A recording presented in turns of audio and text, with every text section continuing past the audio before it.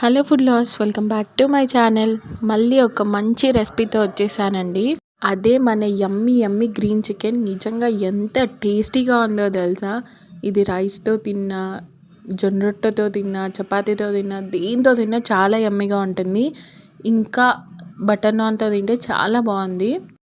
ఎప్పుడన్నా ఈ recipe try చేయని వాళ్ళు ఉంటే ట్రై చేసండి. నిజంగా చాలా అంటే చాలా బాగుంది. పచ్చికారం ఉంటుందేమో, ఎలా ఉంటుందో ఏంటో అని అస్సలు అనుకోకండి. నిజంగా చాలా టేస్టీగా యమ్మీగా ఉంది. గ్రీన్ చికెన్లో ఈ గ్రీన్ పేస్టే కాకుండా ఇంకా మసాలా కలిపానండి. దానివల్ల టేస్ట్ ఇంకా చాలా అంటే చాలా బాగా వచ్చింది. కర్రీలో fresh green herbs and spices use చేస్తాం కాబట్టి ఒక మంచి అరోమాగా సూపర్గా ఉంటుంది.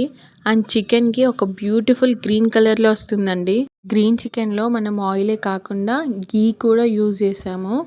గ్రీన్ మసాలా పేస్ట్ ప్రిపేర్ చేసేటప్పుడు ఫ్రెష్గా కొత్తిమీరని, పుదీనాని యూజ్ చేస్తే కలర్ అండ్ ఫ్లేవర్ రెండు బాగా వస్తాయి.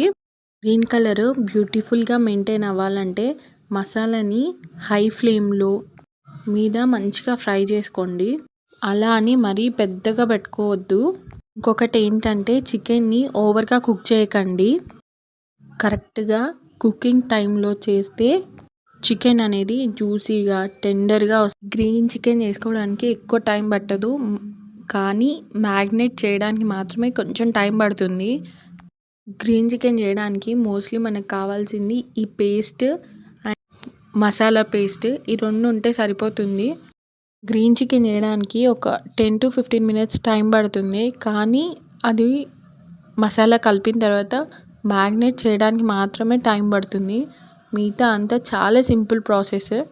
చికెన్లో హై ప్రోటీన్ ఉంటుంది. ఇది మజిల్స్ గ్రోత్కి అండ్ రిపేర్ చేయడానికి మంచిగా హెల్ప్ చేస్తుంది.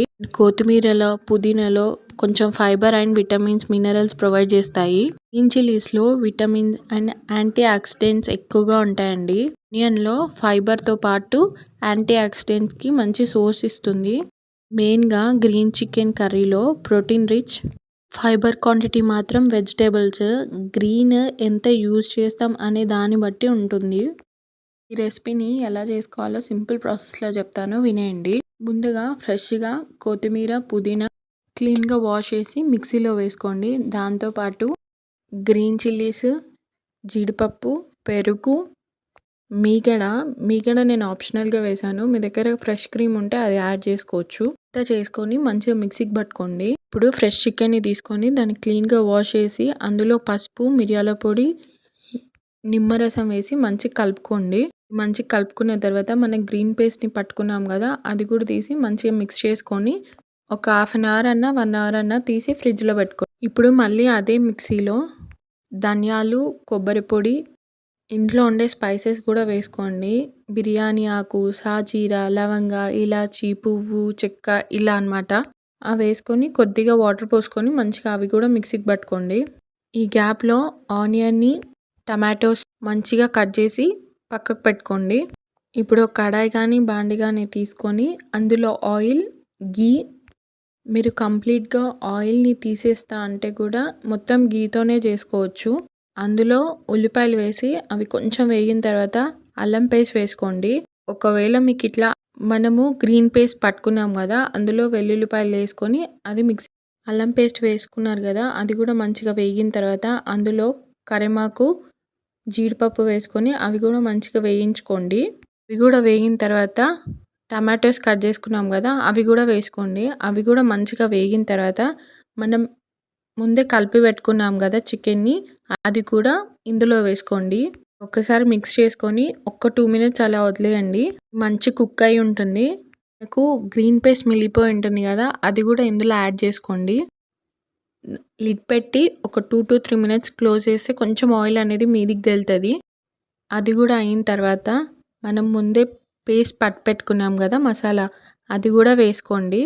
అది కూడా వేసుకొని మళ్ళీ ఒక 2 to 3 minutes అట్లా లిడ్ పెట్టి అది కూడా మంచి కుక్ అయిన తర్వాత ముక్క మునిగేంత వరకు వాటర్ పోసుకొని చికెన్ని మంచిగా కుక్ చేసుకోండి. కుక్ అయితే అయిపోయినట్టే.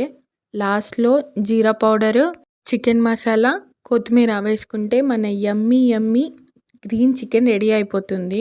ఇది చపాతీ, రైస్, జొన్న రొట్టె దేంతో అన్నా బావుంటుంది. ఈ రెసిపీ మీకు నచ్చిందా? అయితే like, share and subscribe. And thank you for watching. And stay tune.